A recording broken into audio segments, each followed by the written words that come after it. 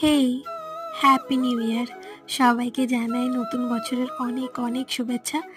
আর আজ আমি তোমাদের সঙ্গে শেয়ার করব যে আমার বছরের শেষ দিনটা কেমনভাবে কাটলো, মানে 31 তারিখে আমার কেমনভাবে কি কেটেছে সেটাই শেয়ার করব।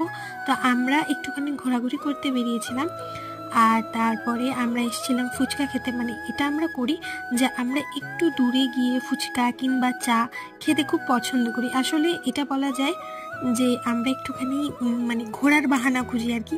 এই 2023টা আমাকে অনেক কিছু শিখিয়ে গেছে, ভালো খারাপ, কিভাবে কাছের মানুষ দূরে চলে যায়, কিভাবে নতুন করে সব কিছু শুরু করতে হয়, সব কিছু।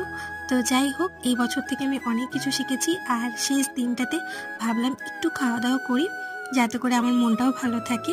আর ফুচকাগুলো বেশ সুন্দর ছিল। আশা রাখছি এই বছর আমার যা যা ইচ্ছা আছে আমি যেন পূরণ করতে পারি। আর তোমরাও সকলে ভালো থেকো। তো চলো, টাটা।